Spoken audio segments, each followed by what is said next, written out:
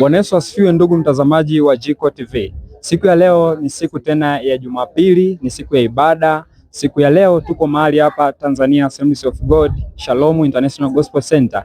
Siku ya leo tuko na ibada ya baada ya Pentekoste. Ibada inajulikana kwa jina la baada ya Pentekoste. Na leo nitakuwa tena na watu wa kuwahoji kuhusu ni nini wamejifunza kwenye ibada hii ya leo. Karibu sana, endelea kutizama. Bwana Yesu asifiwe mtumishi. Amina sana. Amina. Vipi hali yako, unaendeleaje? Of course namshukuru sana Mungu, ni mzima wa afya, lakini pia na furaha sana. Amen. Kwanza kwa majina unaitwa nani? Kwa majina yangu naitwa Petro Timothy Mwakibeta. Amen. Siku ya leo tulikuwa na ibada ya baada ya Pentekoste. Ni jambo gani kubwa ambalo umelipokea hii siku ya leo? Kitu cha kwanza ni kila kitu ambacho unakifanya katika maisha yako ni lazima umtangulize Mungu. Unajua kwenye maisha yetu sasa hivi watu wengi tunamwacha Mungu nyuma, tunafanya mambo yetu afu then tukishaanguka ndio tunakumbuka kwamba Mungu yuko wapi. Ndio kitu kikubwa ambacho nimeondoka nacho siku ya leo. Amen. Na una lipi la kuambia watazamaji wetu ambao wanatizama hii siku ya leo Jiko TV? Una ujumbe gani kwao? Napenda kuambia tu wanamtanguliza Mungu kwenye mambo wanayofanya. Kabla haujafanya jambo lolote, make sure you make God first. Amen. Good. God bless you. Thanks a lot. Bwana Yesu asifiwe mtumishi. Amina, asifiwe sana. Amen. Habari yako ya siku ya leo? Namshukuru Mungu. Amen. Kwanza kwa majina unaitwa nani? Majina naitwa Ezra Mkavindi, natokea chuo cha kilimo Uyole. Amen. Siku ya leo ni siku njema sana, siku ya Jumapili, tuko na ibada hapa TAG Shalom. Ni jambo gani kubwa ambalo umelijifunza wewe kwa siku hii ya ibada ya leo? Mambo ya kufanya baada ya kupokea Roho Mtakatifu, kwamba yatupasa kuanza hatua ya kufuata mambo mbalimbali, kama kufuata utaratibu wa ibada, kuhakikisha tunaomba kila wakati, kuhakikisha masuala mbalimbali ya kiroho yanaendelea, kuchochea moto, kuhakikisha moto hauzimiki ndani yetu. Kwa hiyo cha kusihi hapo ni kwamba Roho Mtakatifu anatarajia tuendelee kuchukua hatua binafsi kutafuta uwepo wa Mungu. Roho Mtakatifu anakaa mahali ambapo mtu ana nia, amechukua nia ya kumtafuta Mungu katika masuala mbalimbali kwa kujitoa, ndipo Roho Mtakatifu anadumu mahali hapo.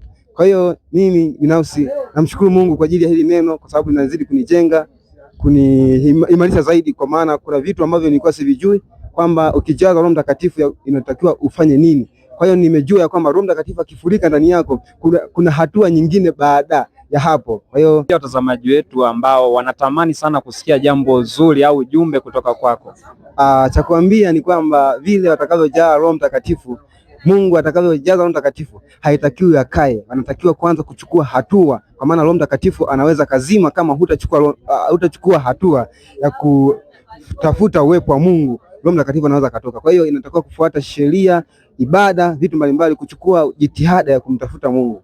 Amen. Amen. Mungu akubariki sana mtumishi. Bwana Yesu asifiwe mtumishi. Amina. Bwana Yesu asifiwe sana. Amina. Habari ya uzima? Mungu ni mwema, tunashukuru Mungu. Amen. Kwanza kwa majina unaitwa nani? Kwa majina mimi naitwa Ulimboka Mwairubi. Amen. Siku ya leo kama tunavyojua ilikuwa ni siku special ambayo tumejifunza mambo mengi kwenye kanisa hili la TAG Shalom. Lakini natamani kwa upande wako kujua ni kitu gani ambacho umejifunza kwa siku ya leo. Ndugu mwandishi wa habari, kimsingi nimejifunza kitu kikubwa sana katika maisha ya utumishi. Kwanza kwa habari ya Roho Mtakatifu, kwamba kumbe mtu anaweza kampokea Roho Mtakatifu, lakini kwa sababu ya maisha yake akakuta anapoteza ile tunu ya Roho Mtakatifu.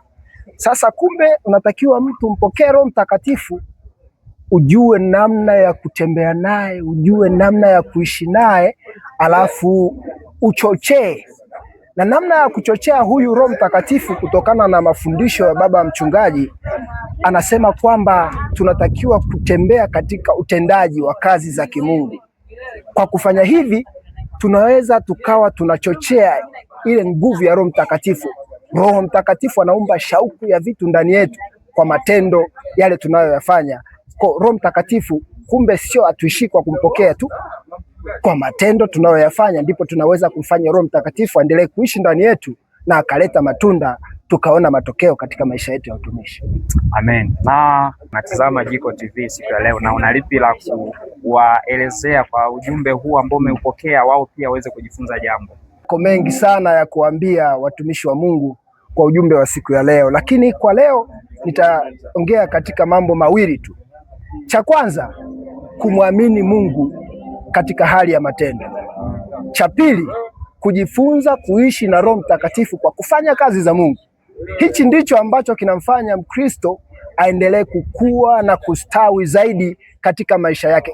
Kwa haya mawili yanaweza kumfanya Mkristo yoyote afike mbali sana kwa ile huduma na kuchochea kalama ambayo Roho Mtakatifu ameiachilia kwake. Kwa kufanya hivi, mimi naamini kabisa kila Mkristo atakayekubali kuishi katika misingi ya kumwamini Roho Mtakatifu na kuishi katika utendaji wa kazi za Roho Mtakatifu atafika mbali sana. Mungu barikiwe sana. Nimependa kazi yako. Bwana Yesu asifiwe. Amina. Habari ya uzima? Salama. Nadhani uko vizuri. Siku ya leo ni siku special sana. Kwanza kwa majina yetu nani? Naitwa Neema Kapalo Msongole. Amen. Unatokea chuo gani? Natokea CDTI pale Uyole. Amen. Siku ya leo tulikuwa na ibada mahali hapa TAG Shalom. Nadhani kuna mengi ambayo umejifunza kwa upande wako. Lakini nataka uambie watazamaji wetu ambao wanatazama Jiko TV siku ya leo, ni jambo gani ambalo umejifunza la tofauti siku ya leo? Roho Mtakatifu. Ukiangalia ni siku nyingi sana mimi nimekaa sijawahi kufikiria kwamba inafika wakati Roho Mtakatifu anafanya nini? Nguvu zake zinapungua kwa sababu ya mambo tofauti tofauti. Kitu cha kwanza ambacho nimejifunza ni mambo ya kujazwa Roho Mtakatifu. Amen. Na una lipi pengine la kuambia watazamaji wetu ambao wanatazama siku ya leo Jiko TV? Jambo gani unaweza kuwaambia kwa habari ya Roho Mtakatifu? Jambo la kuambia watazamaji wetu kuhusu Roho Mtakatifu ni kwamba waendelee kuchochea nguvu ya Roho Mtakatifu ili kusudi waweze kuifanya kazi ya Mungu kama inavyotakiwa. Amen. Mungu akubariki sana. Amina. Bwana Yesu asifiwe mtumishi. Amina, amina. Habari ya uzima? Nzuri kabisa. Natumai yuko salama. Na kwanza kwa majina tu nani? Kwa majina naitwa Dominic Edward Chilia, natokea chuo cha CDTI ambayo chuo kinahusiana na. Umehudhuria ibada ya habari za baada ya Pentecoste, ilikuwa na somo hilo, na natumai kuna mengi ambayo umejifunza kwa upande wako, lakini natamani ujumbe ambao wewe umeupokea leo na unaweza ukawashirikisha watazamaji wetu ambao wanatazama Jiko TV. Ndio, mimi nashukuru. Hasa ujumbe ambao nimeupata hasa ni baada ya Pentecoste, matokeo waliopata ni nini? Ni kumtumikia Mungu na kuhubiri Injili na watu kuhubiwa nguvu ya Roho Mtakatifu.